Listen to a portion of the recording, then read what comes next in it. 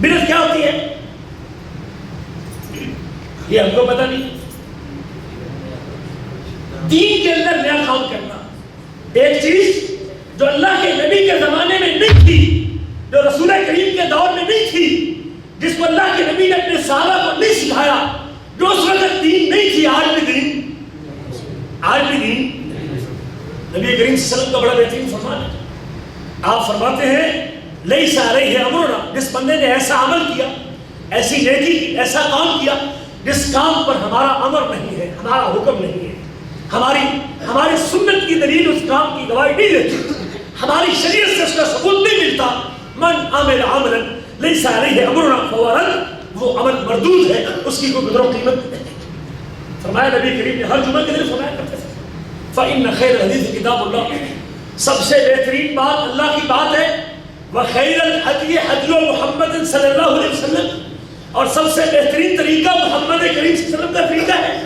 وشر الامور محدثاتها، اور کاموں میں سے سب سے بدترین کام اور سب سے برا کام، سب سے گندا کام دین کے اندر نئی نئی چیزیں ایجاد کرنا ہے، دین کے اندر نئے نئے کام کرنا ہے، دین میں اضافہ کرنا ہے، اپنی طرف سے چیزوں کو شریعت بنانا ہے جس کا نبی کریم کے زمانے میں موجود نہیں تھا.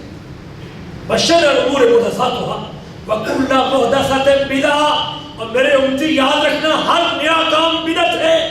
وکل بدعۃ ضلالہ، اور ہر بدعت گمراہی ہے. وکل ضلالۃ فی النار، اور ہر گمراہی بندے کو جہنم کی آگ کی طرف. کبھی آپ اپنے آپ کو محفوظ کر لو اور دین میں کوئی نیا کام نہ کرو جو ہم نے نہیں بتایا اور ہم نے نہیں سکھایا. ثواب سمجھ کے، نیکی سمجھ کے، اجر سمجھ کے اپنی طرف سے اس کو شامل نہ کرتے جاؤ. جو آدمی بدعت ایجاد کرتا ہے یا بدعتی کو جگہ دیتا ہے، آپ فرماتے ہیں اس پر اللہ کی بھی لعنت ہے، ملائکہ کی بھی لعنت ہے، اور پورے لوگوں کی بھی لعنت ہے. جو دین میں نیا کام کرتا ہے، اسلام میں نیا ماڈل لے کے آتا ہے، دین کے نام پہ کوئی نئی چیز ایجاد کرتا ہے، اسلام کے اندر کسی چیز کا اضافہ کرتا ہے یا کسی اضافہ کرنے والے کی عزت کرتا ہے، اس کو تقریم دیتا ہے، اس کو پروٹوکول دیتا ہے، اس کو گھر میں بٹھاتا ہے، اس کو سلوٹ مارتا ہے. من احدث حدثا، جو کوئی نئی چیز ایجاد کرتا ہے، نیا کام کرتا ہے، یا پھر کسی محدث اور بدعتی کو، نیا کام کرنے والے کو اپنے گھر میں بٹھاتا ہے. میں اس کے ساتھ ہوں، یہ میرے گھر میں بیٹھا ہے، کسی کو اس کی طرف انگلی اٹھانے کی اجازت؟ کسی محدث اور بدعتی کو اپنے گھر میں جگہ دیتا ہے. حبیب کبریہ فرماتے ہیں اس بدعتی آدمی پہ اور بدعتی کو جگہ دینے والے بندے پہ اللہ کی بھی لعنت ہے، ملائکہ کی بھی لعنت ہے، اور پوری دنیا کے لوگوں کی بھی لعنت ہے.